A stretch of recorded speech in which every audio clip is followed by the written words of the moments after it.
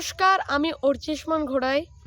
অন্য গল্পে আজ আমি একটি গল্প নিয়ে এসেছি যেটি আমার জীবনে ঘটেছে। আমার তখন বয়স ৮ বছর হবে। সেদিন একটা রাত্রে আমি আমার খাওয়া শেষ করে দিয়েছি এবং বাবার রুমে গেছি। আর বাকি আমরা ঘরে ছিলাম ৩ জন, আমি, মা আর একজন কাজের লোক যার নাম রিনাদি। আমি রিনাদি বলে ডাকি।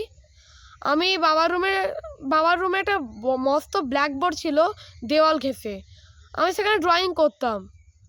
আর যখন আমি সেই রাত্রে ড্রয়িং করছিলাম তখন আমি একটা শব্দ শুনতে পেলাম। বাবার ঘরে দুটো দরজা, একটা সামনের দরজা, একটা পিছনের দরজা। শব্দটা আসছিল সামনের দরজা থেকে।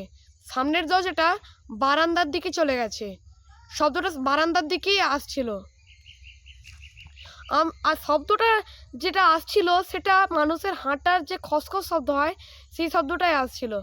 আমি ভাবলাম এটা হয়তো মনের ভুল, তাই আমি এবার ড্রয়িংয়ে মন দিয়ে দিলাম। তারপর আবার কিছুক্ষণ পরে আবার সেই খসখস শব্দ শুনতে পাচ্ছি। আমি এবার একটু ভয় পেয়ে গেছি। আমি পৃথিবীতে আর কাউকে না ভয় করি, চোর আর ডাকাতকে আমার মস্ত ভয়। আমি ভাবলাম চোর আর ডাকাতই নির্ঘাত হবে, তাই মার কাছে ছুটে গেলাম। আমি বললাম, মা, ডাকাত আর চোর এসছে। মা একটু অবাক হয়ে বললো, ডাকাত কই, চল তো দেখি। এবার মা খুব সাহসীভাবে পা টিপে টিপে বাবার ওই সামনের দরজার কাছে এগোলো এবং মাও এবার একটু ভয় পেয়ে গেল, যেহেতু আমার কথাটা মিলে গেছে। সত্যি মানুষের হাঁটার শব্দ আসছিল। এবার রিনাদি বলল, আচ্ছা দরজাটা খুললে হয় না? আমি বললাম, দরজাটা খুলবে? সে বলল, আচ্ছা দরজাটা খুললে হয় না? এবার মা বলল, আচ্ছা দাঁড়া, আমি না একবার ভান করে আমাদের ওই কাছের যে প্রতিবেশী তাকে একবার ফোন করার চেষ্টা করি। মার কাছে কিন্তু মোবাইল ছিল না, কিন্তু মা ভান করলো এরকম, দাদা এদিকে একটু আসুন তো, আমাদের ঘরে চোর ঢুকেছে।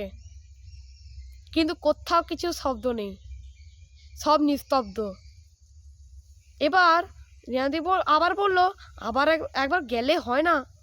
আমরা ঠিক আছে খোলো। এবার আমার তখন দম বেরোনো জোগাড়। একে তো আমার ডাকাতের ভয়, তার উপর আবার দরজা খোলা দিয়ে ডাকাত আর চোরকে সামনে দেখা। রিয়াদি দরজাটা খুললো, দিয়ে দেখে আমরা অবাক। চোর ভূত পেতনি কিচ্ছু নাই, সব আগে যেমন ছিল তেমনই আছে। কেবল আমরা মেঝের দিকে তাকিয়ে অবাক হলাম, এত বড় একটা নারকেল পোকা লাফালাফি করছে। রিনাদি মুচকি হেসে বলল, ওই নারকেল পোকা হাঁটার শব্দ আর আমাদের হাঁটার শব্দ প্রায় একই।